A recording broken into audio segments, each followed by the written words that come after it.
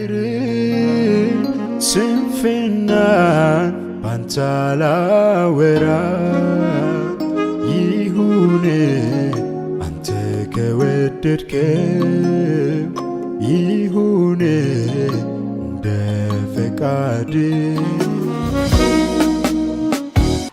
በስመ አብ ወወልድ ወመንፈስ ቅዱስ አሐዱ አምላክ አሜን። እግዚአብሔር አምላካችን ሆይ ስለረዳህን ስለጠበቅከን እናመሰግናለን። ነው እንግዲህ ነፍሳችን እንድትመግብ ይህችን ሰዓት ስለሰጠህን ክብር ምስጋና ላንተ ይሁን፣ አሜን። ዛሬ የምንማረው ትምህርት 9 ነው። ምንም እንኳን እርስ በርስ የተያያዘ ቢሆንም በይበልጥ ባለፈው የመጨረሻው የትምህርት 8 ቀጣይ ነው። ትምህርት 8 ስለ እምነት አንስተን ነበረ። ስለ እምነት ባነሳንበት ጊዜ የአብርሃምና የእመቤታችን ድንግል ማርያም ምሳሌነትን አይተን እንግዲህ የእምነት መታዘዝ ብለናል።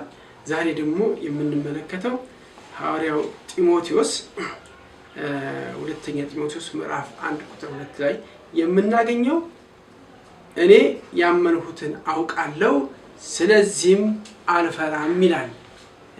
ለመመስከር ነው እንግዲህ አልፈራም የሚለው። እንግዲህ በዋነኛነት ወደ 3 ነጥቦችን እናነሳለን። አንደኛ የሚናገረው እምነት ስለ አንድ እግዚአብሔር ነው። የምናመልከው አምላክ አንድ ነው። እሱ ያመንኩትን አውቃለሁ። በሁለተኛ ጢሞቴዎስ ምዕራፍ 4 ቁጥር ላይ ያመንኩትን አውቃለሁና አልፈራም። ይሄ እንግዲህ ሁልጊዜ እንግዲህ ይህንን ባለፉት ጊዜያቶችም ያው እምነት ራሱ ነፃ ነው። ነፃ ከእግዚአብሔር ጋር የምናደርገው ስምምነት ነው። ምናልባት ጽድቅ ነው ማለትም ይቻላል። እምነት መስማማት ጽድቅ ነው። እኛ የምንስማማው ከእግዚአብሔር ጋር ነው። ከእግዚአብሔር ጋር አንድ ሰው ተስማማ ማለት አመነ ማለት ጸደቀ ማለት ነው። እንግዲህ ጻድቅ ሆኖ ተቆጠረለት አብርሃም ስንመለከት እንግዲህ ከእግዚአብሔር ጋር ሲስማማ ነው። እንግዲህ የመጽሐፍ የቀደሙት መጽሐፍቶች ቅዱሳን ሳይጭ እንግዲህ እምነታቸው እንግዲህ ያለ እምነት እግዚአብሔርን ደስ ማሰኘት እንደማይችል በዕብራዊ መልእክት ምዕራፍ 11 ቁጥር 6 ላይ እናገኛለን። ያለ እምነት እግዚአብሔርን ማስደሰት በምንም መልኩ አይቻልም። ስለዚህ የምናምነው አንድ እግዚአብሔር ነው። ምናልባት ይሄን አባባል ጫንያ ስናገር ስለ የምናምነው አንድ እግዚአብሔር አብን ነው፣ የምናምነው ወልድን ነው፣ የምናምነው መንፈስ ቅዱስን ነው። ይሄ ምናልባት በኋላ ላይ እናነሳዋለን። ስለ ቅድስት ሥላሴ ምስጢር በምንናገርበት ጊዜ የበለጠ በሁለቱ መካከል ያለውን ልዩነት እንዳያሰጋን ማለት ነው።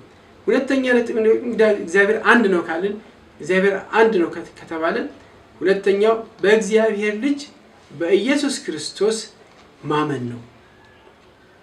እንግዲህ የማውቀው እምነቴ የማውቀው ይሄ ነው። ያ እግዚአብሔር አብ የሚፈልገውና የሚመኘው ማርቆስ 1:11 ከፍተን እናነባዋለን። የምወደው ልጄ አንተ ነህ፣ በአንተ ደስ ይለኛል። እዛው ወንጌል ላይ ምዕራፍ 9 ቁጥር 7 ላይ ደግሞ ደብረ ታቦር ላይ ከደመናው የመጣ ድምፅ ሲናገር የምወደው ልጄ ይሄ ነው እርሱን ስሙት። ይሄ ከጌታችን ከኢየሱስ ክርስቶስ ወንጌል ላይ የምናገኘው መጽሐፍ ነው፣ ቃል ነው። በዮሐንስ ወንጌል ምዕራፍ 14 ቁጥር 1 ላይ በእግዚአብሔር እመኑ ይላል፣ በእኔም እመኑ፣ ልባችሁ አይፍራ አይታወክ በሚለው በዮሐንስ ወንጌል ምዕራፍ 4:14 ላይ ጌታ ኢየሱስ ክርስቶስ ወደ አባቱ ሊሄድ በተቃረበበት ጊዜ የተጻፈው ቃል ነው። በእኔም እመኑ በእግዚአብሔርም እመኑ። እንግዲህ ጌታ የተናገረው ቃል ነው። በዮሐንስ ወንጌል ምዕራፍ 1 ቁጥር 18 ላይ እንደዚሁ እግዚአብሔርን ያለው ማንም የለም ይላል። ማንም የለም፣ ነገር ግን በአባቱ እቅፍ ያለው እርሱ ገልጾታል። ዮሐንስ 6:46 እንዲሁ በተመሳሳይ ማቴዎስ 11:27 አብን ያየው ማንም የለም ከእግዚአብሔር ከሆነው ከእርሱ በስተቀር ይህ እንግዲህ እርሱ የተባለው ኢየሱስ ክርስቶስ ብቻ ነው። እንግዲህ እግዚአብሔር ቃል እንግዲህ በእግዚአብሔር ማመን ማለት በላከው በኢየሱስ ክርስቶስ ማመን ማለት ነው። እንግዲህ እናንተን የማይቀበል በጌታ ኢየሱስ ክርስቶስ እኔን አይቀበልም፣ እኔ ያልተቀበለ እግዚአብሔር አብን ደግሞ አይቀበልም። እግዚአብሔር ጌታ ኢየሱስ ክርስቶስ እንግዲህ አብ እኔ እንደላከኝ እኔም እናንተ ልካችሁ ሲል በየስልጣን የኃላፊነት የተልእኮ ሰንሰለት የተያያዘ ነው። እንግዲህ ኢየሱስ እግዚአብሔርን እንደሰማ ይመሰክራል፣ ወደ አብም ያመለክተናል።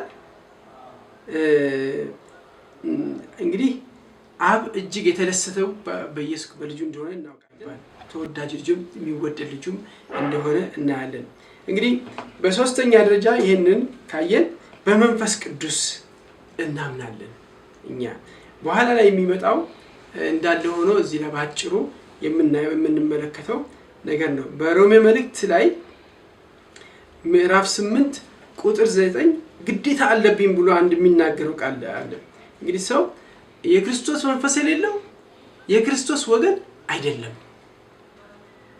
እንዲህ የክርስቶስ ሁላችንም ማለት ይህንን ብናነበው በተለይ ሮሜ መልእክት ምዕራፍ 8 ላይ ትንሽ ስለ መንፈስ ቅዱስ ሰፋ አድርጎ ነው የሚናገረው።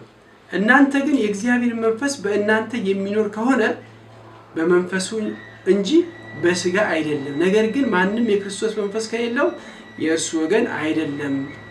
እንግዲህ ክርስቶስ በውስጣችሁ ካለ ሰውነታችሁ በኃጢአት ምክንያት የሞተ ነው፣ መንፈሳችሁ ግን በጽድቅ ምክንያት ሕያው ነው ይለናል። አንደኛ ቆሮንቶስ ምዕራፍ 12 ቁጥር 3 ላይ ደግሞ በቆንጆ አድርጎ የሚያስቀምጥልን አንድ ሐሳብ አለ።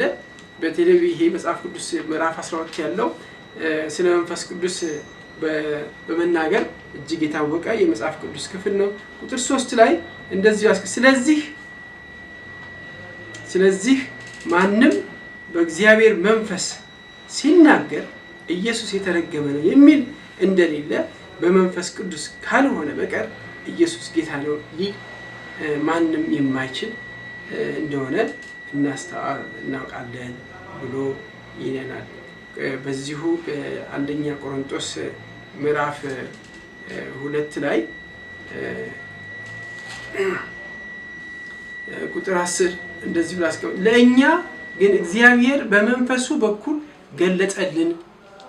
መንፈስ የእግዚአብሔር ጥልቅ ነገር እንኳን ሳይቀር ሁሉን ይመረምራል። በእነርሱ ውስጥ ካለው ከሰው መንፈስ በስተቀር የሰውን የሚያውቅ ማንም የለም። እኛ ግን በማንም አንመረመርም፣ ምክንያቱም እኛ የክርስቶስ ልብ አለን ብሎ ከእግዚአብሔር መንፈስ በቀር የእግዚአብሔር ሐሳብ የሚያውቅ ማንም የለም። ስለዚህ ይህንን ለሶስቱን ነጥቦች ነገሮች ደግሜ መናገር ፈልጋለሁ። ያመንኩትን አውቃለሁ። እኔ ያመንኩት አንድ እግዚአብሔር ነው፣ ሁለት ወይም ሶስት አለ። እግዚአብሔር ስንት ናቸው ተብሎ ሲጠየቅ አንድ ነው። እግዚአብሔር አንድ ነው።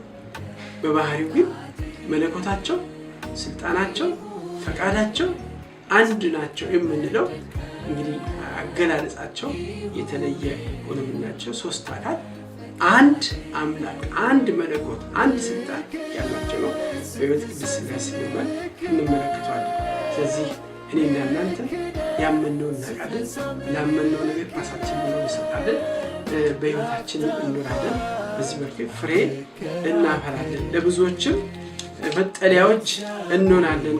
በዚህ ምክንያት የሚቀጥለው ትምህርታችን የእምነት ባህል ምንድን ነው? 7 የእምነት ባህሪዎችን እንመለከታለን። እግዚአብሔር የዛክ ሰው ይበለን። ልክ ነህ ስትሰጥ፣ ልክ ነህ ስትነሳም፣ ልክ ነህ ላፍታ እንኳን አልከራከርም። እግዚአብሔር አዋቂ ነህ፣ ላፍታ እንኳን አልከራከርም። እግዚአብሔር